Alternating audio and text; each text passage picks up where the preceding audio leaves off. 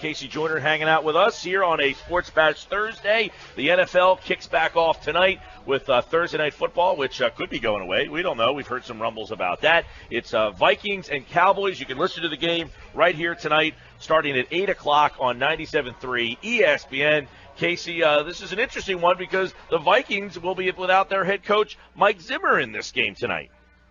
Yeah, got to save your eyesight. We're really hopeful that everything turns out well for him because evidently, torn retina, and you gotta take the time off, and it's a difference between being hurt and being injured, and he's injured, so definitely a hope for the best for him, But he's a great defensive coach, a great defensive mind, and not having him out there will be an impact.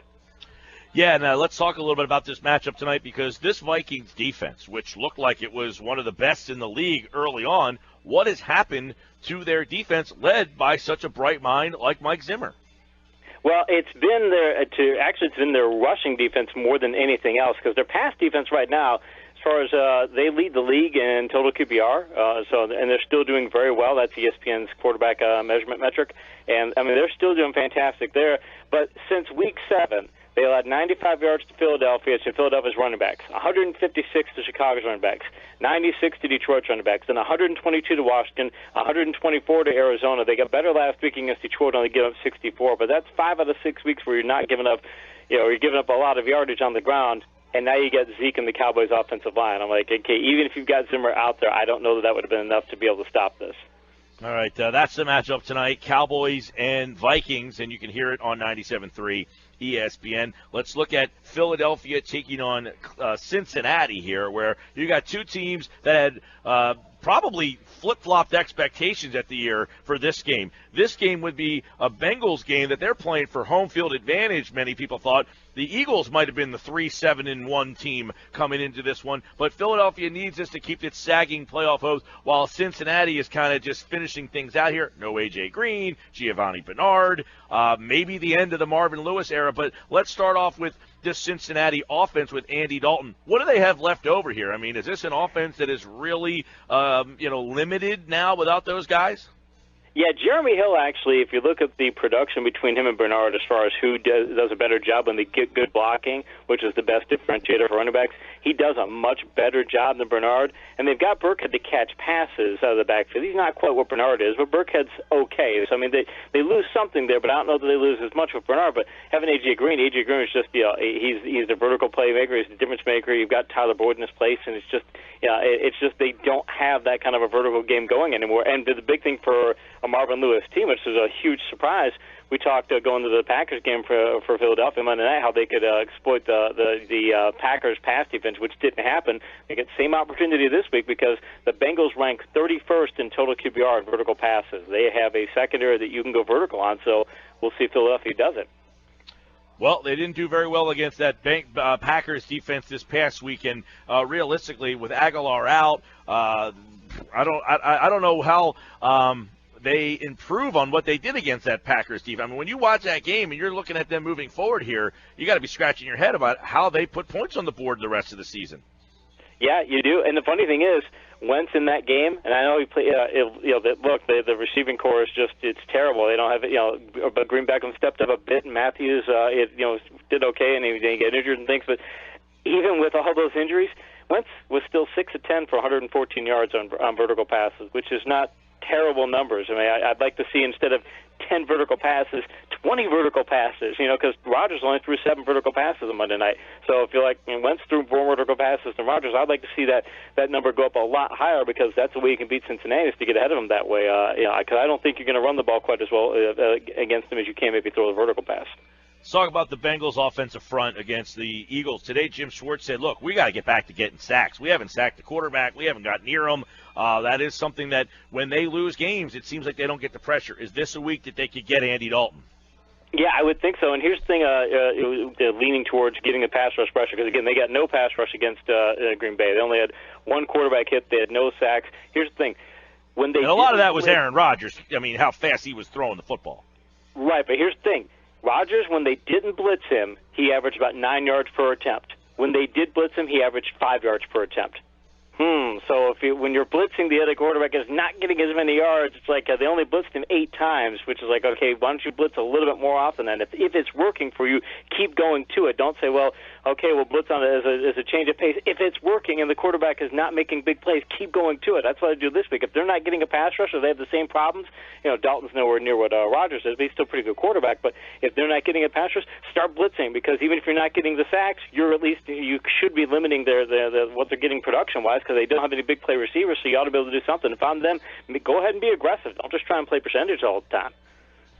Yeah, that was something that was very frustrating. I, in fact, brought it up, throughout the week was, hey, you had something going. Dorial Green-Beckham, he seemed like he had a rhythm going, and then you threw, 4 passes to him on that first drive, Casey, and they never went back to him. Moving forward here, these last 5 games, specifically this week, too, is this a game where you think Green-Beckham, that they could reignite that, hookup?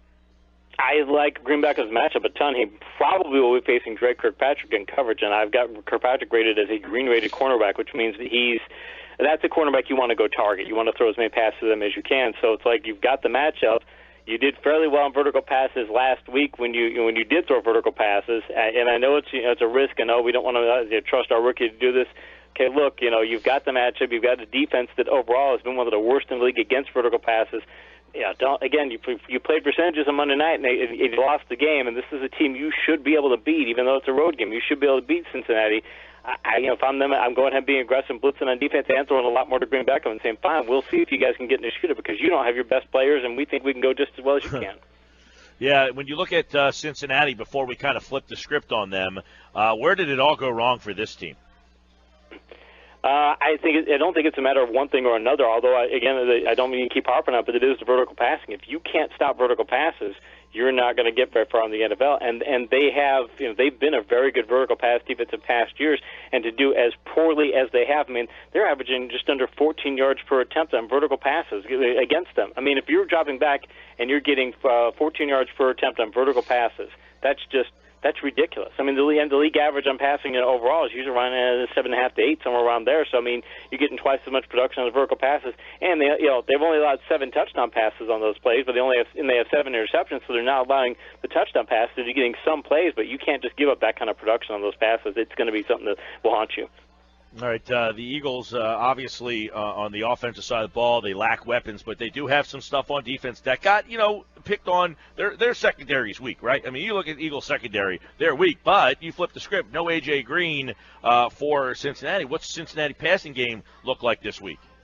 I think it's a lot more intermediate stuff, and I do think they're going to lean a lot more on their running game, and they're going to say, hey, let's see if we can run the ball. But I don't know if that's the formula you want to use against the Eagles, because the Eagles' run defense has been fairly strong this year, or at least at times it has been. If I'm them, I'm looking at the Eagles' defense, which ranks 28th in vertical total keeper on, saying that's something I want to target and things. But you don't have, when you've got Boyd and you've got the guys that they have, they've got Boyd and Wright, and they've got they just don't have anybody you really want to go to. They've got LaFell, who had great vertical numbers about 3 years ago and hasn't done anything since then. So I'm just not looking at it going, these are matchups I can go target. This is a game where I'm thinking if I'm Cincinnati, I might try and have to win it like they tried to win it last week against Baltimore. Talking with KC Joyner, ESPN.com, NFL Insider, breaking down the matchups to watch for this week's Eagles-Bengals game. We'll take a look at some of the other key matchups in just a bit here. All right, so you're the Eagles, and Carson Wentz limited in terms of the weapons he has. They got that first drive, they scored. First drive against Seattle, they went down and scored. So they have something going, and then they get away from it. What is the formula for them to maybe get some consistency this week on offense? We keep coming back to it. It's talking about being as aggressive as you possibly can be. I think they need to keep going to vertical passes. Once a few weeks ago, he threw 21 vertical passes in a game. So and I know part of it was game flow, but also I thought they figured they could trust him and things. You're at a point in your season where you're 5-6. Odds are you're not going to make the playoffs anyway. And Wentz can deliver the dink and dunk stuff. You already know some of the things he could do. If he's going to make the mistakes, let him make the mistakes. I'm not trying to compare the guy to Peyton Manning in this sense, but I keep thinking back to Peyton Manning's rookie season. Peyton Manning had a horrible rookie season. He made mistakes left and right, and the Colts just said, keep throwing passes, keep going passes, keep learning, because we need you to learn. We need you to get these mistakes out of your system and learn from these errors and things, and we'll live with it. And I think the Eagles need to take a longer-term approach, and Peterson needs to say, I can't just keep having dink and dunk passing here. I've got to show Wentz that I trust him to throw the vertical passes, and this is a matchup where, darn it, this second week in a row where you've got a matchup like this, have the guy throw 15 or 20 vertical passes, and if it doesn't work out, it doesn't work out, but don't keep telling him by your game plan that you don't trust him to throw downfield throws. If you're Jim Schwartz, what are you doing this week in terms of going after Cincinnati? I am blitzing more often. I'm looking again last week that they did. When they blitzed the Packers were 5 for 8 for 41 yards, and they got their only quarterback hit on those plays. They didn't have any other quarterback hit or sacks on the other plays. I'm going after. I want to go after Dalton, and I want to make him have to throw vertical and say, "Fine, you're going to throw." By the way, I love the matchup of Jenkins versus Eifert. Eifert's a really good tight end, but Jenkins has been very good at slowing down tight ends. The Eagles as a whole been good at slowing down tight ends. So if I'm the Eagles, I'm again concentrating on saying I'm going to take Eifert out of the game too, where we can match up with him personnel wise, and I would do it schematically too, and say you're going to have to go to Boyd, you're going to have to go to these other receivers, you're going to have to go Leff. You don't have a choice. All right, that's the Eagles there. We'll get into that pick in just a bit. Let's look at some around the league at some of the other very intriguing matchups. Atlanta hosts Kansas City. The Chiefs went on the road last week and beat Denver. Atlanta, I've been struggling to buy into this team. I guess this will be a show-me kind of game at home against Kansas City here. What's the key in this one? Key in this one is, can Kansas City keep hitting the big passes? Because Atlanta's defense has been hit or miss. They don't have great cornerbacks. They've got, Collins is not doing well. In fact, they're going to be missing their top cornerback. Trufant's out for the season now. So if I'm Kansas City, even though they've been a run-first team, I want to throw the ball a little bit more and see if I can win a game sort of like the one last week against Denver. Another interesting one is Detroit going on the road. New Orleans wins. They're kind of back in the mix here, especially, too, if Atlanta loses that game. But it's like everybody just wants to write off Detroit. They lead the division. It's hard to believe it, but you're looking at I keep looking at the players going, Riddick is the running back, he's okay. Marvin Jones, Golden Tate's done nothing for them this year. I don't like his matchup this week either against Delvin Rowe. You've got Anquan Bolden. You just keep looking at the players going, how is this team winning this, leading this division and things? And I think if I'm New Orleans, I'm trying to see, hey, if the Lions keep winning these fourth quarter games, if I'm New Orleans, I'm going, I'll go 4 quarters with you in a shootout game, because I just don't think you've got the firepower to keep up. I'm intrigued by Houston Green Bay because you got a division leader that no one's really buying into against a team that everyone was writing off, and now it feels like people are warming back up to. Yeah, and the thing is Green Bay, their run defense is back to where it was. Their run defense has started playing a lot better. And against Houston, it's, hey, if you can stop Miller and you're forcing Osweiler to pass, Osweiler's still got some of the worst vertical pass numbers in the league. And I don't, Rodgers is struggling on vertical passes, but they can get their whole offense going as a whole. And Houston's defense hasn't played quite as well. So if I'm Green Bay, again, I want to put my foot on the gas there and see if Houston keep up. Talking with KC Joyner here, ESPN.com, NFL Insider, looking at some of the matchups. Miami trying to make it, 7 in a row in Baltimore? Yeah, it would be. Tough part for them is that Baltimore's got a really strong run defense. They shut down Le'Veon Bell a couple weeks ago, and I don't know that Miami's offense, if you take the running game away, what they're really going to be able to do. They've tried to become a run-centric offense. They've got away from used to be a lot of passes to Jarvis Landry, and now they're not throwing quite as many to him. So they're getting away from some of the things they did earlier in the year, and it's working. I just don't know that when you go into Baltimore's run defense, if it's going to work anywhere near as well. Buffalo's at Oakland. Oakland, it seems like people are starting to buy into them. Even the detractors who were like, it's Oakland. They're the number 1 seed right now. And this is kind of one of those show-me games. It's a game that typically, if you're a good team, you win at this time of the year. Yeah, here's the thing, though. Buffalo's run defense has been not so good of late. They've had hit-or-miss games. They gave 100 yards last week, gave 235 in Week 7 against Miami. They did only give 83 yards against Cincinnati a couple weeks ago. So, we're talking to running backs and such. I think that Oakland's going to try and give them a full dose of the ground game and say, hey, can you keep up with this? Because Oakland's defense, by the way, that's one of the things that stepped up, too. Their defense was terrible early in the year, and they played a lot better. So I'm thinking Buffalo's going to have a heck of a time going on the road to win that game. All right, give us the goods on New York going to Pittsburgh because still a lot of people having trouble figuring out how the Giants are winning games. Pittsburgh just 6-5 though. It's not like, and it seems that everybody still kind of buys Pittsburgh, and yet you look at their record, 1 game over 500. Yeah, 1 game over 500. The thing is New York has been able to do it without going to Beckham quite as much. Their offense hasn't been quite as Beckham-centric.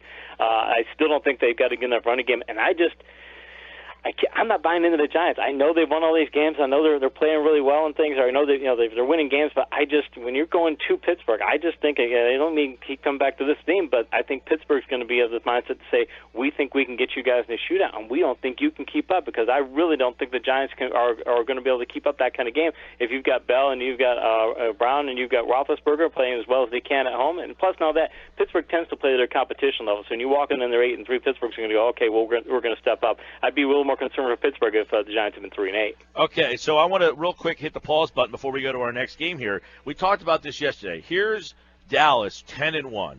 If I was to say their most impressive win is at Pittsburgh, a 6-5 team, what does that say about Dallas? Because you go up and down their schedule and it's like, all right, who have they beaten that makes you say, all right, that was an impressive win? And someone said, well, Pittsburgh on the road, but Pittsburgh's 6-5. If you look at Pitt, so are we missing something with Dallas here? No, you hit the nail on the head. Where are they? Is this? We don't call them a paper tiger because this is obviously a really good team. But you're looking at it, and I grade offenses by a grade system. If they're red, yellow, green, and red is really good, and yellow is okay, and green is a bad offense. We're looking at it from a defensive perspective. I only have them facing 4 red-rated offenses. 4 offenses that are really good. Would be unfavorable to Dallas from that perspective. Only 4. And they've got 3 green-rated offenses, which means bad offenses, really favorable for Dallas. So the point is that they're not facing a lot of strong offenses. I don't think they've got strong offenses coming up the rest of the year. I mean, you're talking Minnesota this week, the Giants. I guess you could rate them potentially as that. Tampa, Detroit, Philadelphia. You're not talking about powerhouse offenses. I don't think offenses that are going to be offenses that can get them out of their game plan. But you start to get to the playoffs, they might end up seeing those kinds of teams. If I'm Dallas, I'd hate to see a team like New Orleans make the playoffs, because New Orleans could get them into a shootout that I don't think Dallas could win. Casey, let's back to the games. Washington, Arizona. I think Arizona might be one of the biggest disappointments in the league, but I think Washington still, they got to go on the road and win a game in December here, which they were able to do last year.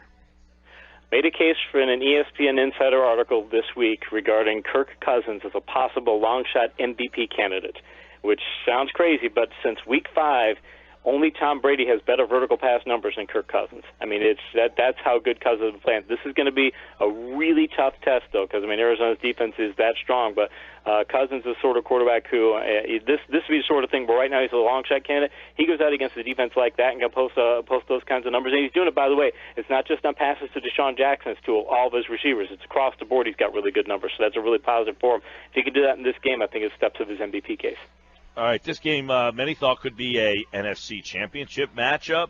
It was last year. You got Carolina Sunday night going to Seattle. Don't know what happened to the Panthers this year, but I thought last week against Oakland, that was their shot to win that game. I thought if they won that game, they win that division. Unfortunately, the comeback falls short for them, and now they go to Seattle basically playing out the string.